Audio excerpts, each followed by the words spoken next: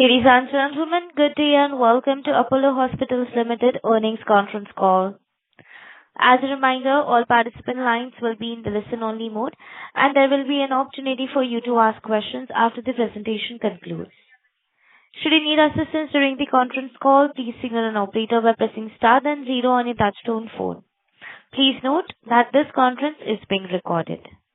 I now hand the conference over to Mr. Mayank Vaswani from CDR India. Thank you, and over to you, sir. Thank you, Rutuja. Good afternoon, everyone, and thank you for joining us on this call hosted by Apollo Hospitals to discuss the financial results for the fourth quarter and full year of financial year 2026, which were announced yesterday. We have with us today the senior management team represented by Mrs. Sunita Reddy, Managing Director, Mr. A. Krishnan, Group CFO, Dr. Madhu Sasidhar, President and CEO, Hospitals Division, Mr. Madhivanan Balakrishnan, CEO of Apollo HealthCo, Mr. Sriram Iyer, CEO of AHLL, Mr. Sanjeev Gupta, CFO of Apollo HealthCo, and Mr. Obul Reddy, CFO of the pharmacy business. Before we begin, I would like to mention that some of the statements made in today's discussion may be forward-looking in nature and may involve risks and uncertainties.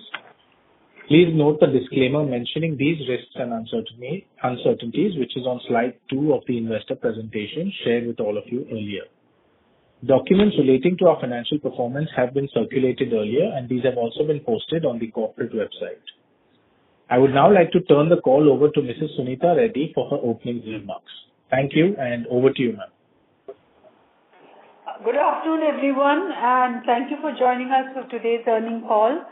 I trust you have had the opportunity to review the earnings material that we had circulated yesterday. FY26 has been a strong year for Apollo, marked by healthy growth across all three verticals: healthcare services, Apollo HealthCo, and AHLL, alongside steady progress in our expansion agenda. During the year, we also announced a strategic restructuring of the omnichannel pharmacy and digital health business, an important step towards sharpening focus on unlocking long-term value across our integrated healthcare platform. The NCLT convened meeting of the shareholders is now being called for on June 24th to obtain the requisite shareholder approval, consequent to which we are hopeful the demerger process is completed by Q4 FY27 as planned earlier. In terms of financial milestones, I am pleased to share that our consolidated revenues crossed 25,000 crores for the first time, reaching 25,229 crores.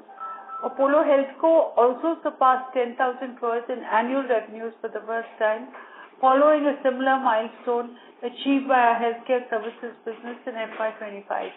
These achievements underscore the scale, the relevance, and the growing strength of Apollo's integrated healthcare ecosystem. Turning to our performance for the fourth quarter, consolidated revenue grew by 18% year-on-year to 2,605 crores in Q4 FY26. Within this, the healthcare services business reported revenues of 3,268 crores, up 16% year-on-year. This performance was driven by a balanced mix of 7% volume growth, 5% case mix, and the remaining 4% from price revisions. The surgical volumes grew by 7%, supported by a continued focus on combo specialties, cardiac, oncology, neurosciences, gastro, and orthopedics. These specialties remain key growth drivers for the business, delivering strong revenue growth of 22% year-on-year in Q4 FY26. Group-wide occupancy stood at 68% during the quarter, with established hospitals now at 69 and hospitals in metro at 71% occupancy. This performance should also be viewed in the context of continued improvements in clinical productivity and operating efficiencies. The average length of stay reduced to 3.19 days from 3.3 days in the corresponding quarter, a decline of 3.3%. The reduction was driven by significant adoption of robotics, minimally invasive surgeries, enhanced recovery and discharge protocols, and stronger clinical pathway standardization across the network.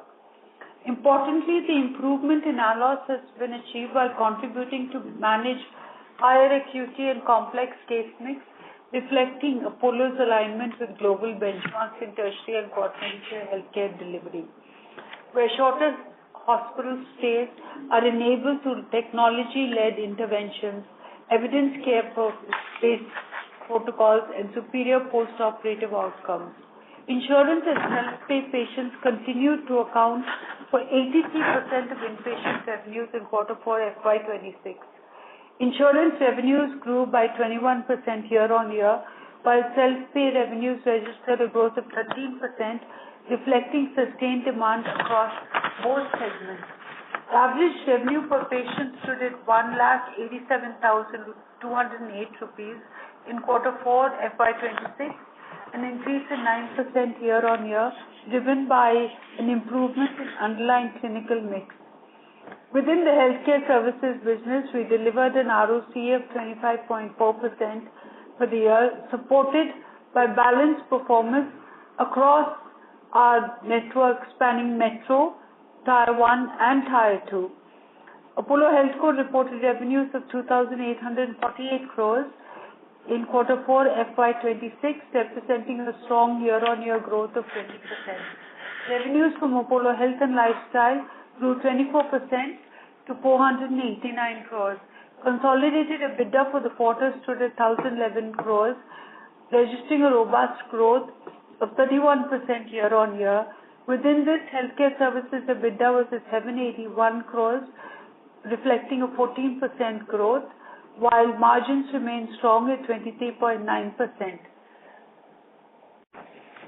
Established hospitals, however, grew the EBITDA margin to 20.5%, and EBITDA losses from new units in Q4 FY26 came in at 41 crores.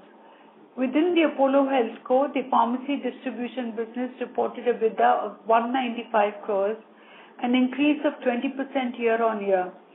Within the online business, cash losses declined sharply to 16 crores compared to the 80 crores in Q4 FY25. Consequently, Apollo HealthCo reported EBITDA of 156 crores in Q4 FY26 versus 36 crores in Q4 FY25, a significant improvement in operating leverage and business efficiency. AHLL delivered a margin of 75 crore, representing a strong 58% year-on-year growth, with margins improving to 15.3% from 12% in Q4 last year. Platform GMV of Apollo 24/7 was at 528 crores in Q4 FY26, a growth of 20% year-on-year. Digital revenues grew by 29% during the quarter on a like-for-like basis after excluding the closure of the Amazon corporate partnership. We reported consolidated PAT of 529 crores, higher by 36% year-on-year, with significant improvements in PAT across all three verticals. For the full year FY26 performance, our consolidated revenue was at 25,229 crores, representing a 16% year-on-year growth. Consolidated EBITDA was at 3,769 crores, reflecting a 25% year-on-year growth, while consolidated PAT grew 34% year-on-year to 1,942 crore.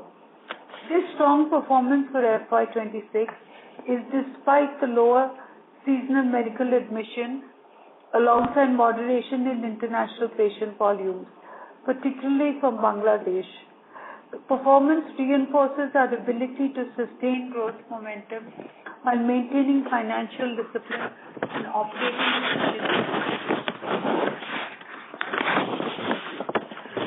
As an important development, we announced yesterday that Apollo Cradle and Fertility and Cloud9 would combine to create one of India's largest integrated maternity and fertility care platforms.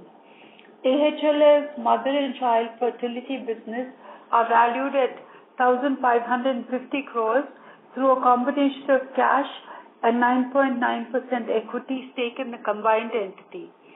AHLL will become the largest non-financial shareholder in the combined platform and will have board representation in the combined entity through a nominee director.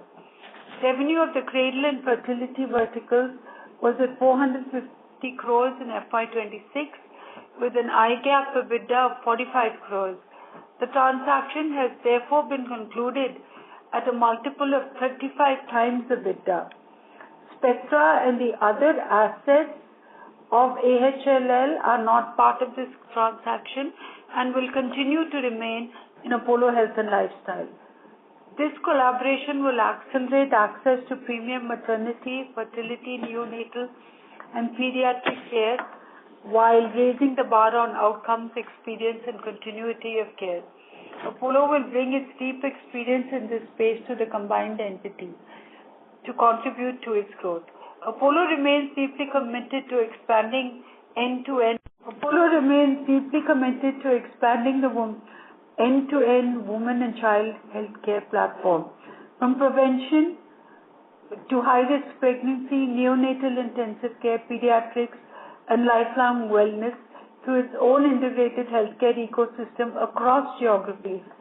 During FY26, our expansion initiatives progressed well.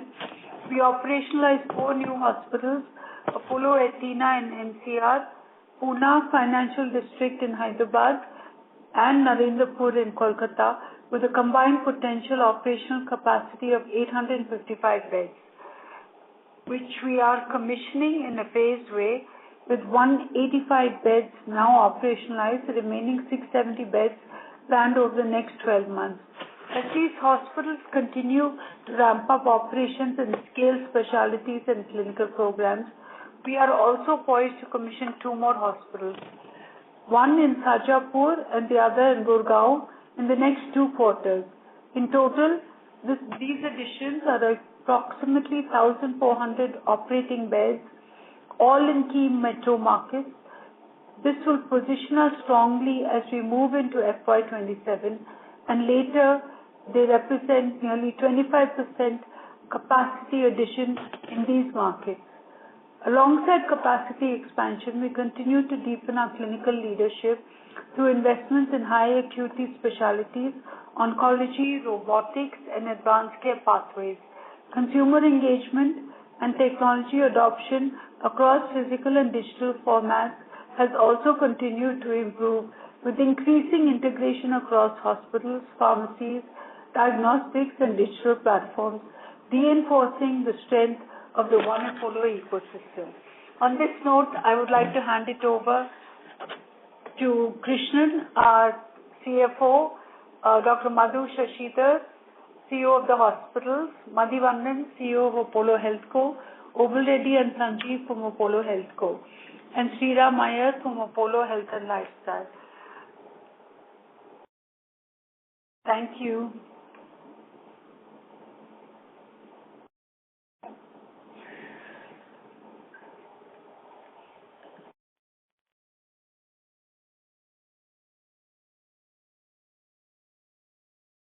Thank you very much. We will now begin the question and answer session. Anyone who wishes to ask a question may press star and 1 on the touchtone telephone. If you wish to remove yourself from the question queue, you may press star and 2. Participants are requested to please limit your question to 2 per participant, and also to use handsets while asking a question. Ladies and gentlemen, we will wait for a moment while the question queue assembles.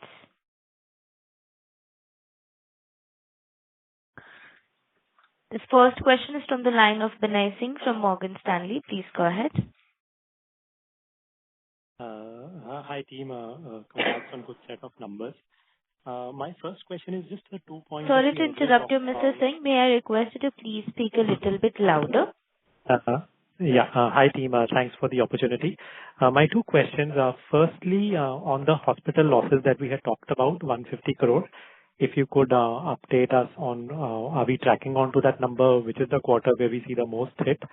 And the second question is on the digital break-even. Are we on track to deliver that in Q1? So on the first one, yes, I think we are sticking to our assumption that we will have 140 crores loss. Most of this will actually happen in the fourth quarter, where we would have opened out all of the facilities. For the second question, let me pass it on to Madhivanan. Thank you, ma'am. Good afternoon, everyone. Yes, as we speak, we finished this quarter pretty well, and we believe that our growth story when it comes to GMV will continue, both on the pharma side of the business and the diagnostic side. On the hospital consults also, the trends have been positive. While Q1 would be a slightly more seasonal quarter for us, we expect that we should be very close to break-even or break-even very, very soon, so in Q1 itself. So we are on course. Thanks for that, team. Secondly, in the opening remarks, we talked about 1,400 beds, 185 already operational.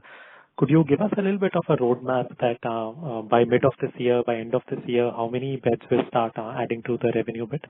That's it. Thanks. Yeah, Krishnan, take that.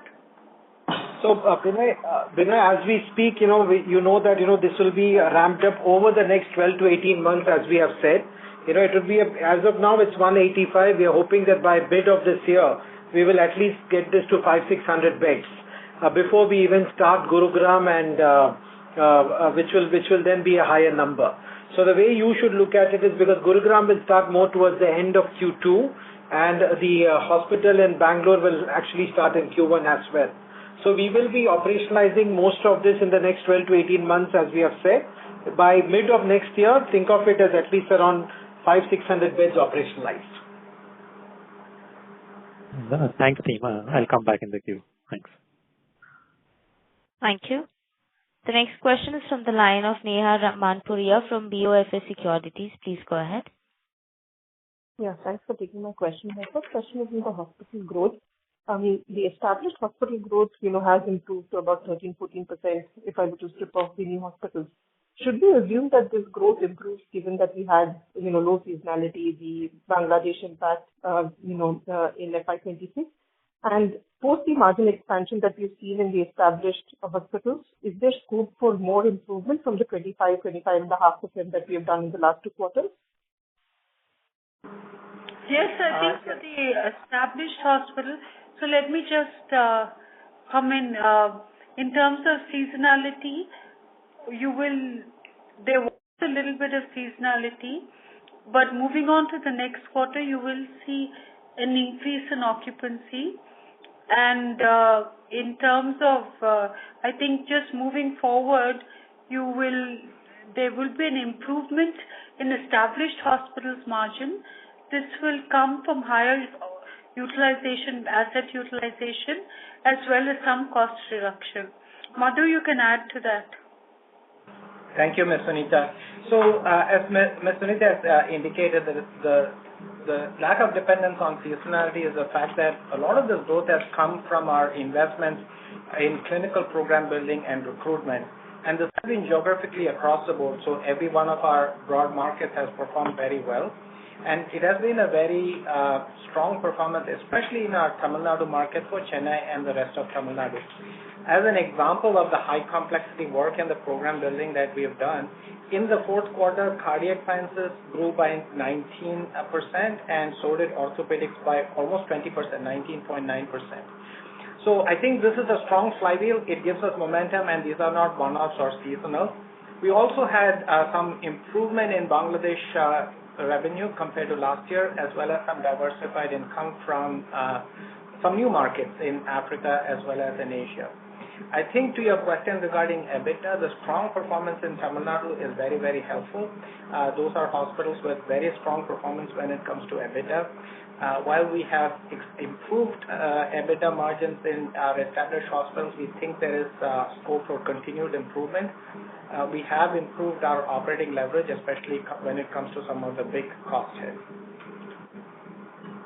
Would you like to quantify how much more improvement we can bring through in established hospitals? So we don't guide, but I think there is an opportunity. I'll hand it over back to Ms. Sunita. I think AK, do you want to comment on that?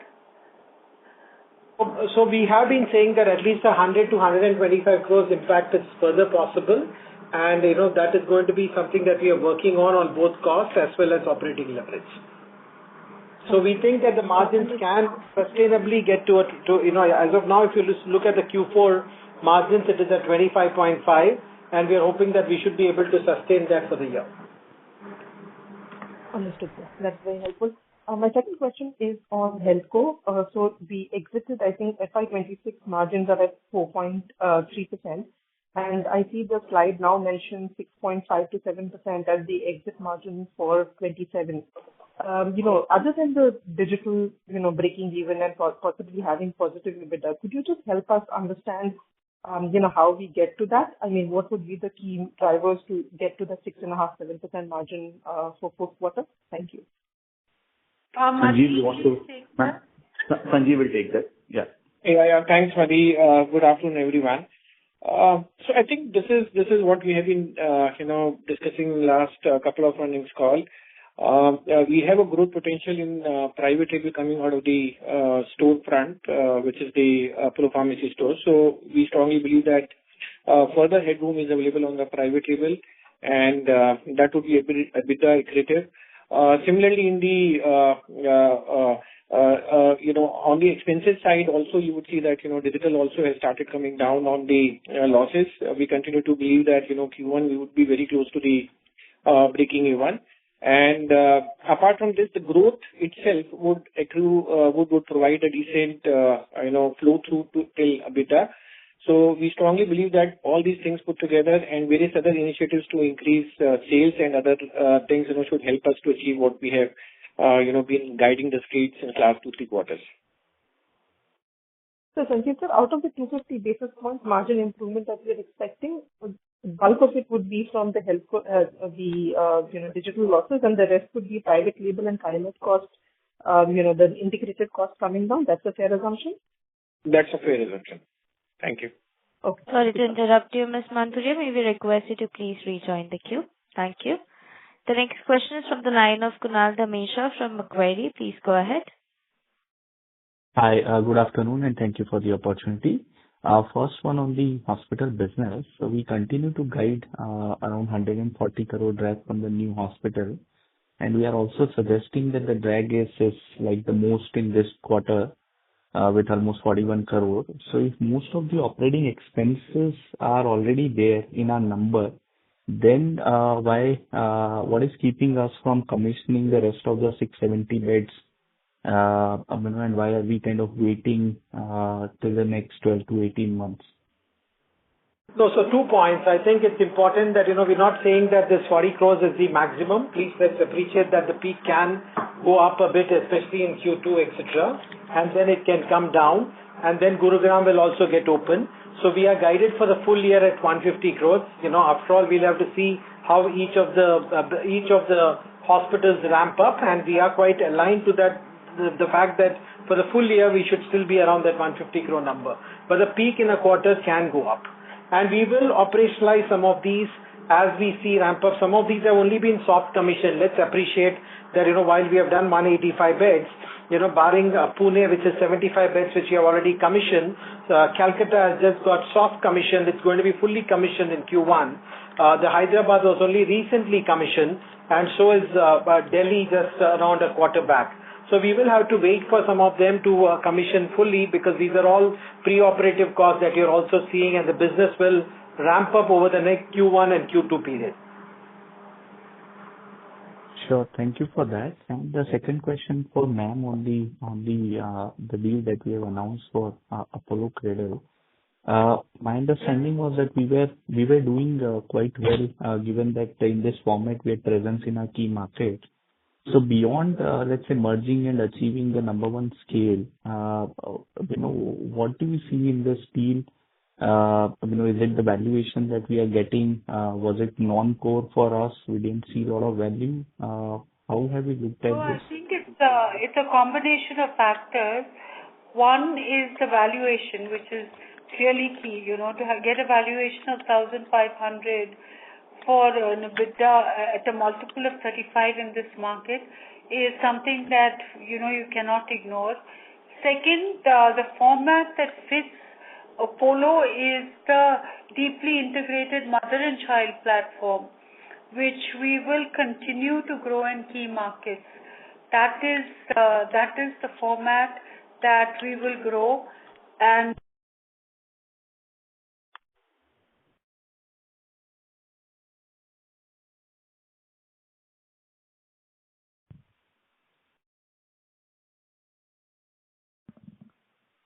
Hello.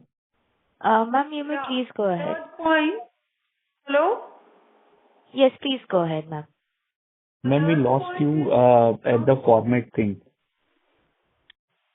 So what is our format? The mother and child format like we have in Chennai, which is, which looks after the entire requirements of the mother as well as the child, and is deeply clinical in terms of, we look after the child up to the age of 16. So there is a huge difference in terms of value that you get from that, the revenues, the margins. There's a huge difference in all of these parameters.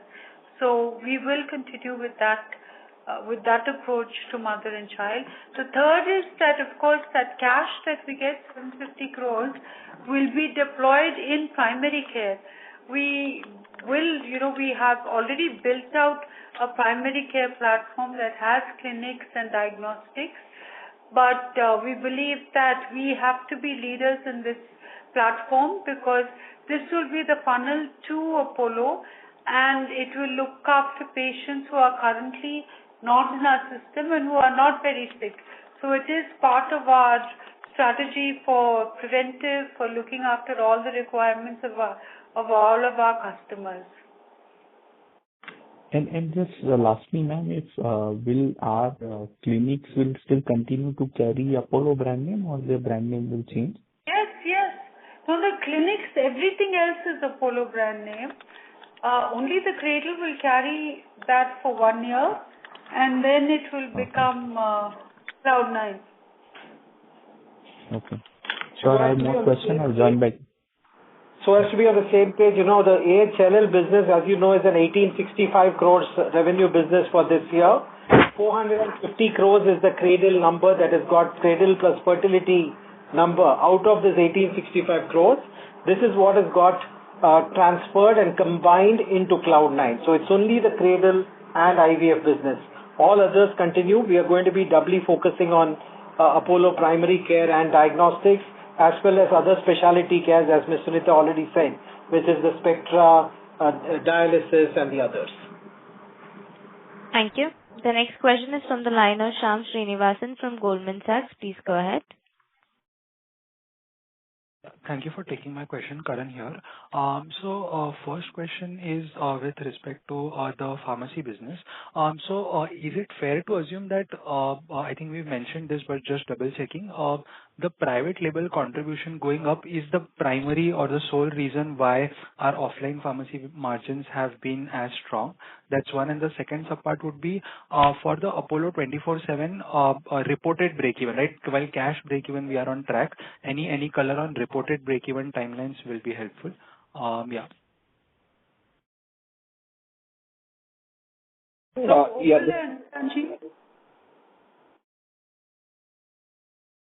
So maybe let me just take the digital question first, ma'am, and then Obul can talk about the offline business. In the last earnings call also, we guided that, the first milestone would be to have a Q1 breaking even without ESOP costs. So that should happen in Q1. And we also suggested that by Q3, we should be able to breaking even, including the ESOP cost.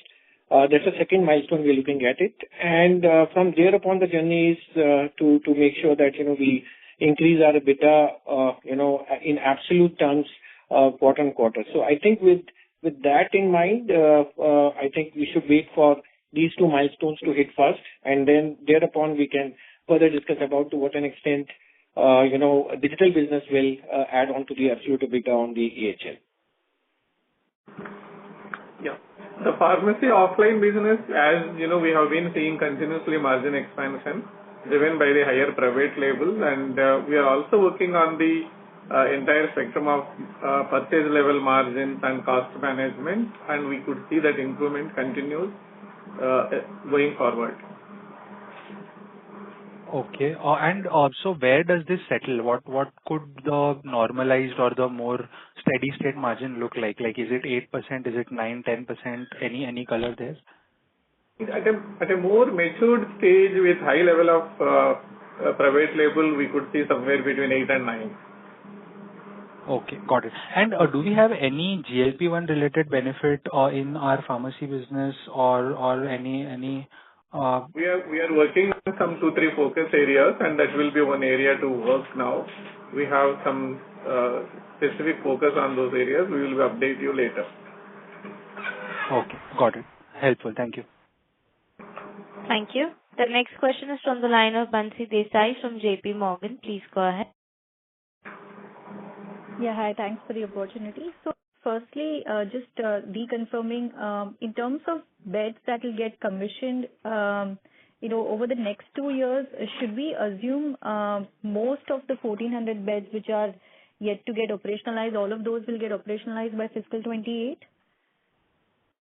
Yes, that will fully get operationalized by FY28. All of these are, let me re-emphasize that the structure is all getting constructed and it will all be ready as we commission it.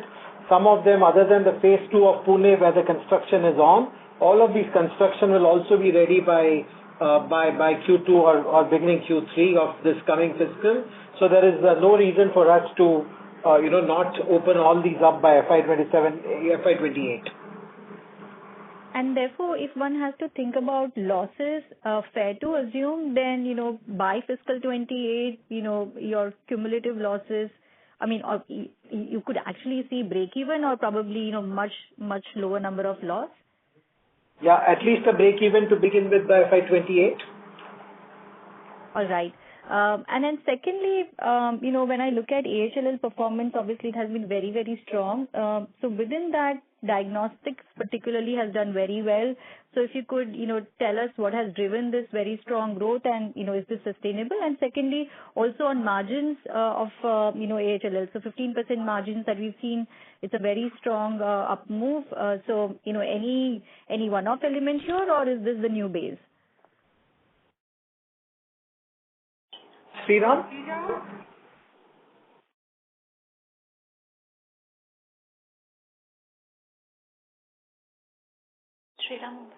Sriram, are you on the call? AHLL? No, AK, you take that, AK. So I think, this is, we have seen that there has been a structural shift that we have seen in the overall diagnostics because they are looking at increased lab utilization as we speak. And also within each of the markets, they are seeing how they can work on B2B business also along with the B2C that they are focusing on, which is why, the growth is something that they have been able to show and it will be sustainable. We alluded in the past that, we've been reinvesting, in this business. So fair to assume that, we are towards the end of it, or do you still see, us reinvesting or growing, the diagnostics business? We definitely plan to grow the diagnostics business. We are amongst the top 4 players now in the country. The potential on diagnostics is significantly higher. Having bought out IFC at the first stage, and now with combining the Cradle business with Cloud9, there is a strong intent to double down on the primary care and diagnostics in each of the metro markets and the non-metro markets as well, because it's also a strong outreach for the Apollo brand, and you will see us accelerating on this front. All right. Thank you. Mr. Sriram Iyer is reconnected back, sir. The next question is from the line of Damayanti Kedia from HSBC. Please go ahead. Hi, thank you for the opportunity. 2 questions. First, in your new hospitals, which you have started in last few months or so, what has been your experience in terms of onboarding insurance partners And then I think what we have heard from few of your peers are the negotiations, etc., are taking longer. So what has been your experience there? So just to answer that, I think we've been quite fortunate in onboarding insurance partners. We have, which is why, we are seeing some traction. Of course, with the way that things are, it takes a little bit more time. But Apollo Athena has 6 high volume insurers already supporting it. Our Pune hospital has 3 of them. And we've just closed out Star Health. In Kolkata also we've got 6 high volume insurers. Hyderabad has 4 high volume, and we're just closing out Care and Star, so it will be 6. And including Bangalore, we have 3 of the top 8. So we're all set in terms of partnership with insurance companies. So there has been no issue, right? Unlike faced by some of other players, you said you have been very successful in onboarding these insurance companies in an expedition. I believe we have good partnerships, and we will continue to strengthen them. Okay, that's good to hear. My second question is on your Apollo 24/7 business. So while digital losses continue to reduce and you will likely achieve break-even very soon, but if you can comment on the gross merchandise value trends, I think on quarter-on-quarter basis, again, it's more or less similar to what we saw last quarter. And then if you can share some updates on the recent services there, like Hospital Connect, insurance, etc., that will be helpful. Thank you. Madhi, please take this. Yes, ma'am. So hello? this yeah. Can you hear me? Yes. Yeah. So this particular current year was driven primarily on a operating model change, which was effectively not to depend on paid marketing from a customer acquisition perspective. And I think we have been able to establish that engine wherein we are able to get new customers between 20 and 30% without actually spending too much of marketing money. So that's an area which has got established on the pharma side of the business, which is our primary mainstay. On the diagnostic side again, I think both from a cross-pollination perspective as well as our ability to use what we call as an omni asset has helped our diagnostic business, what we do through AHLL, again grew at around 25-30%, which was, and we believe both these engines are sustainable. Without spending too much of the marketing money, we will continue. While we might not grow at 80 and 90%, between 25 to 35% is a growth in terms of new business we are confident of. On the doctor consult business, we have a much stronger framework within which we work with the hospitals and the clinics, and that's also an engine which is building up slowly. While this year the growth was not very huge, we have reset it, and that should also play out in the coming year. On the cost front, while we have almost hit the base, we still feel there is a certain amount of efficiency which we will glean out. And as we go towards the, as a combined entity by the end of this year, there will be some more cost elements which we'll bring in. So both in terms of growth and in terms of EBITDA, so the bottom line level, it would be what I would call as a calibrated business. There is one area, actually 2 areas in which we continue to invest, and that they could be a bit of a drain because we treat all of them more as OpExes. One is the insurance business, which we have started off with on a good footing on the healthcare. But like I told last quarter, there was a bit of a change in the way the numbers figure out. So some of our revenue has got staggered to the back end. We believe in the next 2 quarters, that model will also stabilize. And second area is we continue to invest in our technological assets, PHR, Ask Apollo, which is integrating with multiple partners. So that also remains a cost, but both of them are costs which will help us in the long run. So that's the broad commentary in the way we expect FY 27 to happen. happy to clarify anything. Yeah, that's very helpful. Just, I think, a follow-up. How much more investment you look for these areas? You mentioned insurance and technology. So any number Sanjeev, which you can share? Understood. Sanjeev, if you can just say what has been our cost structure that we have been investing on, and whether it's continuously coming down, but there is still a little bit of investment that is. Sanjeev, if you can just throw some light on this. Yeah, I think, if you're referring to our investment into, AI technology as well as on the insurance side of it is concerned, we estimate about... Yeah, sorry. Yeah, that was the question, Sanjeev. Okay, no problem. Yeah. So we are expecting roughly between 6 to 7 crore on a quarterly basis. And with the help of, and that also is helping us a lot in reducing our costs. By the way, AI tools in the customer call center helps us to improve the productivity and reduce our expenses. Broadly speaking, I think that is the level of expenses that we are looking into these two, sides of the business. And you also checked on one point related to the margins, to what an extent margins can go up in digital. I think the way, it's too early to specify a particular percentile, but I think the way insurance business is increasing, more of diagnostic business, we saw a very high growth in diagnostic business last year, and we continue to do with that a better diagnostic mix, high insurance, and more circle programs and app monetization will only strengthen the existing margin profile. Little too early to say that, how we end up current fiscal year, but I think where we are standing today, we should be in a better place, as you see quarter on quarter, with respect to our numbers. Thank you. Thank you. The next question is from the line of Amir Chalke from JM Financial. Please go ahead. Yeah, thank you for taking my question, and congrats on having on good numbers.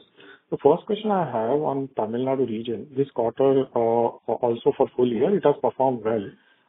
Going into next year, there is a limited bed addition or no bed addition basically.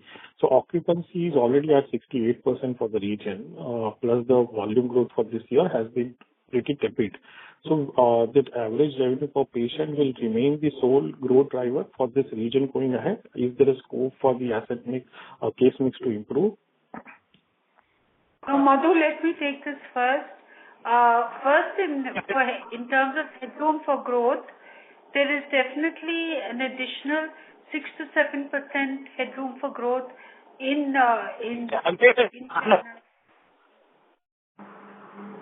Hello. Sunita ma'am, please go ahead with the question. No, I said in terms of headroom for growth, there is definitely additional capacity, not just in our main hospital, but in the other hospitals in the Chennai region. There's another 7% uplift that can come from pure occupancy.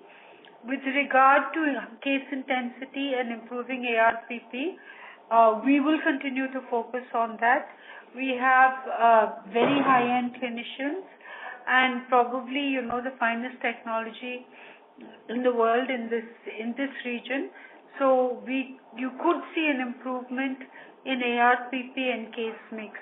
So I think both on asset utilization, headroom for growth, and ARPP, there will be continuous improvement. Sure, ma'am. Thank you so much. And the second question I have, if we can provide the OCF and FCF generation for hospital services segment for FY26. And also the capex which we have given 1,980 crore for 1,000 beds for FY27. Should we assume that the entire capex for FY27 or some of it is already been spent? Thank you so much. AK, take that please. So the operating cash flow before dividend that we have generated this year is, before the dividends is approximately around at the consolidated HCS level alone, it would be in the region of 1,850 crores. That is before the dividends. After the dividends, it would come in the range of 1,550 crores, which means, that is the fully deployed, that's after our recurring capex, which is used for hospitals, which continues at around 550 crores. This also includes our taxes paid during the year as well as the working capital. So it's after all of this, which means, the entire 1550 odd crores is really redeployable for growth capex fully. And this is the number that we are quite comfortable continuing into the coming year also. We don't think that our number would be significantly higher than this number in the coming year for growth capex. Thank you. The next question is from the line of Kunal Randeria from Axis Capital. Please go ahead. Hi. So first question on the financials. So on a quarter-on-quarter basis, I see that you moved from around from net cash to net debt. So the difference is almost 1,200 crores. So I guess 400 crores would be a new capex. So what would account for the remaining 800 crores? So we also paid off IFC this quarter. This was a 1250 crores payout that we had in this quarter, just to remind you. This came out from out of the healthcare services balance sheet.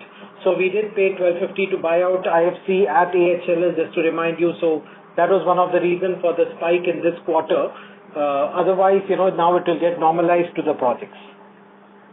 Got it. And just one clarification.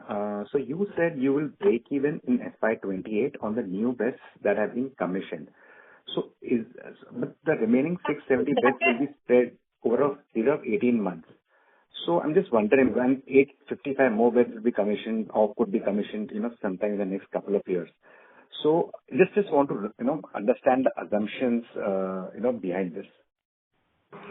So typically, when we, at a 50% occupancy level is what 50 to 55% occupancy level on the entire stock of 1,500 beds is what we would be breaking even. In each of the hospitals at that levels of occupancy, we expect to break even as we speak. And we are quite, given that each of these hospitals are going to be staggered in their expansions, and there are certain hospitals which will get mature by Q4, not mature, I'm saying they will probably become break even by Q4 of the coming fiscal, and some will be still in that burn mode. In FY28, as of now, we believe that all the hospitals put together should be break even. There will be positives and negatives in that. A few negatives and a few positives, but then overall as a new hospital cluster, we would expect FY28 to be break even. So that includes Gurgaon, Sarjapur, all these hospitals that are going to be commissioned in FY27? Yes, which includes that. But as I said, Gurugram itself may probably be in a bit of a loss position, but some of the others will become positive soon. Let's also appreciate that Sarjapur and all are good markets for us, existing markets in Bangalore. So is Gurugram, and a market that we know of with good doctors. Hyderabad also is a market that we have already hired the right set of doctors, and we are quite confident that the overall ramp up should be good over the next 2-3 quarters. Ladies and gentlemen, if you could excuse me, I have a bit of an emergency, and I will hand over this call to AK to answer any remaining questions.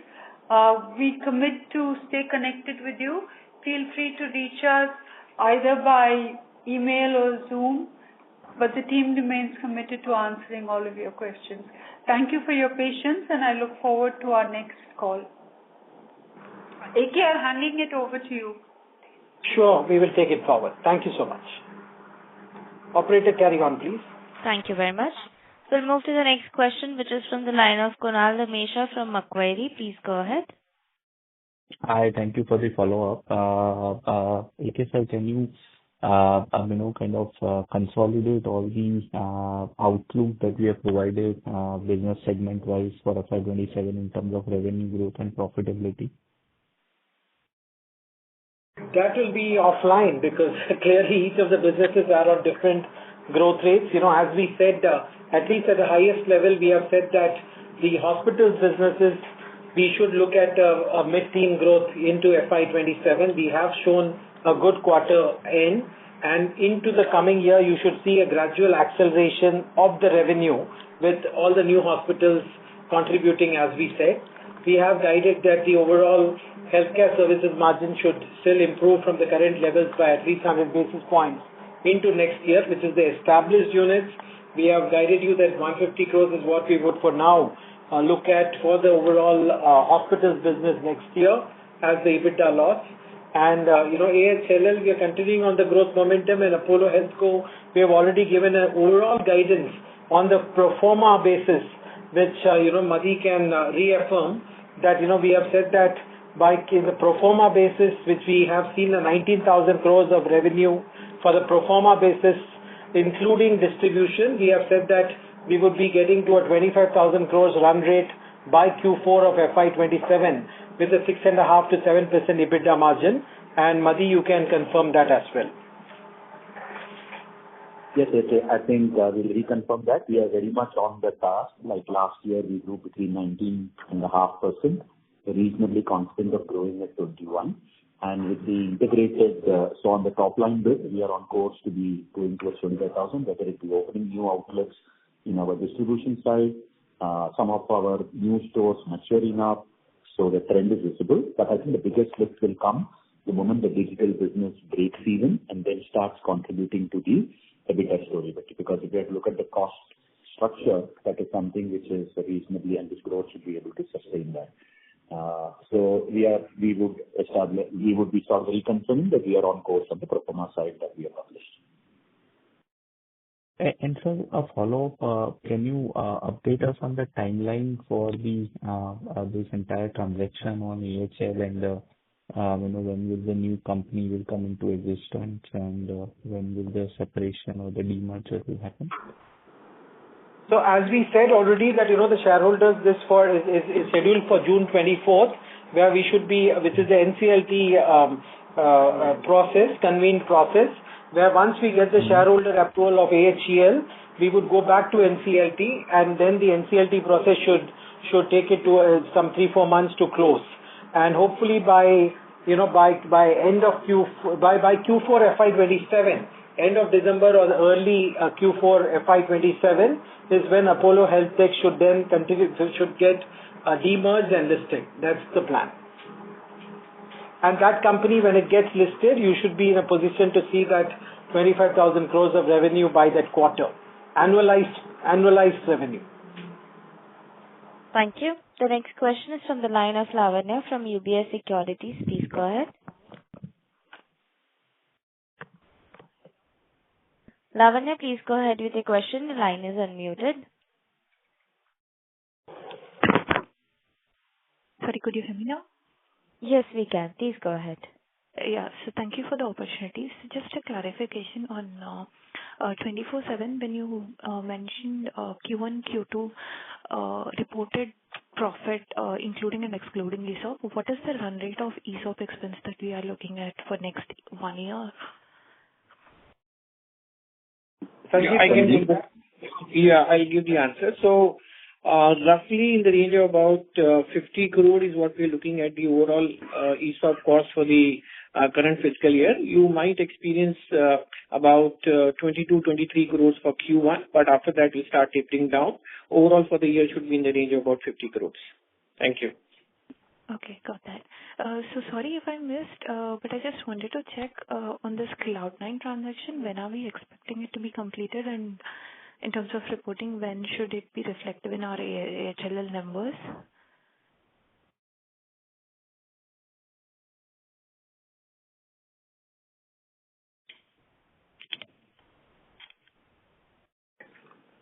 Sorry, what was that question? We didn't quite hear it here. Was it for 24/7?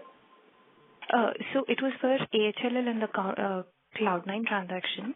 So post this transaction, when are we expecting it to be reflective in AHLL numbers? It should be consummated. Sriram, are you there? Yeah, I'm here. So as the deal has just got concluded yesterday, I think as next steps we'll have to go and apply it. And once we get the approvals, which we expect to come in next couple of months, after that the formal commercial transaction will happen. So maybe by end of one more quarter, so we expect the CCI approval to come in place, and then the whole transaction should get consummated. By in Q2 we should have that reflected sometime in Q2. Yes. Yeah, sometime between August, I believe, August or September. Yeah. Got it. This is really helpful. Thank you so much. Thank you. The next question is from the line of Nitin Agarwal from DAM Capital. Please go ahead. Thanks for taking my question, sir. On the 24/7 platform, can you give us a sense of some of the operating metrics which are there on user metrics? How does it compare with some of the other larger digital platforms, right, in the number of online transactions, number of users on a daily basis? So let me take the question. So typically, there are two peers that we compare ourselves with. One is the quick commerce, especially when it comes to the medical part. Right? So when we compare with I'm sorry to interrupt you, sir, but your voice is breaking.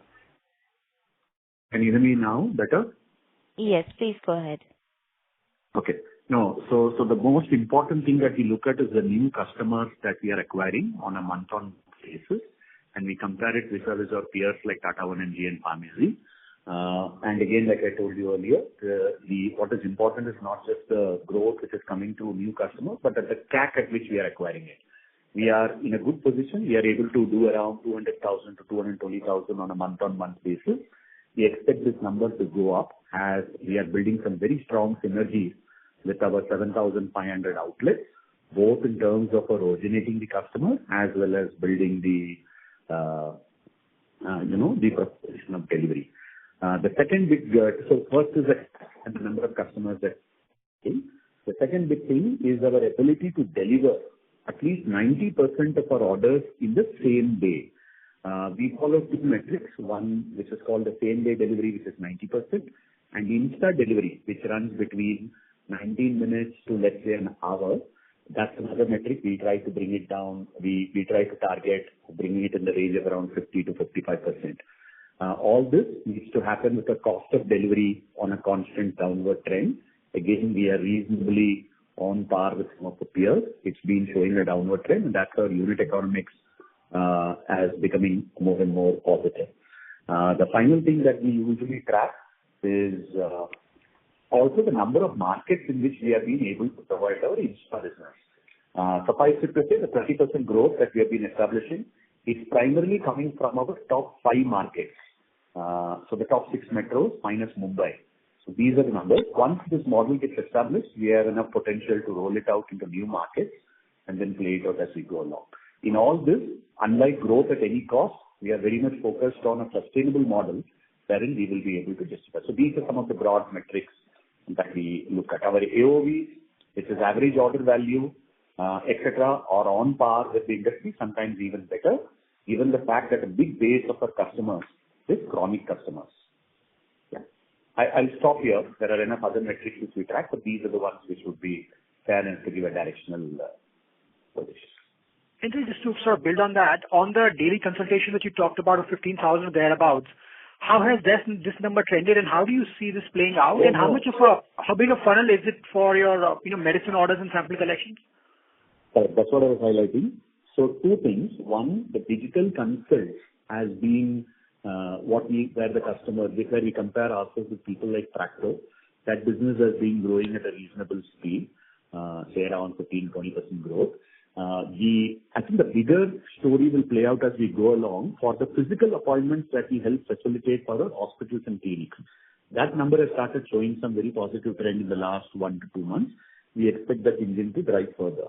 The diagnostic business, however, derives more from our pharma business cross-pollination.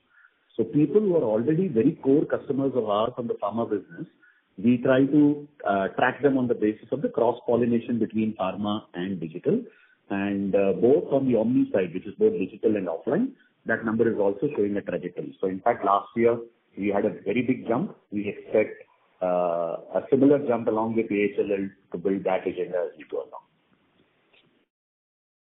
And on the point on diagnostics, what is our, is there a number, we give a gross sales number, but how much would that be captive sales to the Apollo Hospital Group, and how much would be net sales to third parties? I mean, outside of the hospital. We don't do third party at all. Our business is primarily driven by HP. Most of our business, 100% of our business is exclusively delivered through AHLL on the diagnostic side, and the hospital consults through both clinics of AHLL and the hospital. So we don't have any third party business. So the entire core business is driven by the Apollo ecosystem. Thank you. The next question is from the line of Mitesh from Aditya Equity. Please go ahead. Hello. I had a question regarding the associated company, Indraprasth Medic. There is a legal case which is going on with the company, with the Delhi government. So does it have any implication on our holding in the Indraprasth Medic, whether the case goes in our favor or goes against? No, it doesn't. And we have taken this up with the government as well, because even whatever they have said, we are quite confident that we should be in a position to take this to a logical conclusion, because the lease is automatically renewable there, and the free bed obligation is also being done by the company also. But as the shareholding anyway continues. Okay, but any possibility of increasing, taking Delhi government stake of 26%? No, nothing as of now. Nothing for now. Okay. Thank you, sir. Thank you. Thank you. The next question is from the line of Meghna Agarwal from Mount Intra. Please go ahead.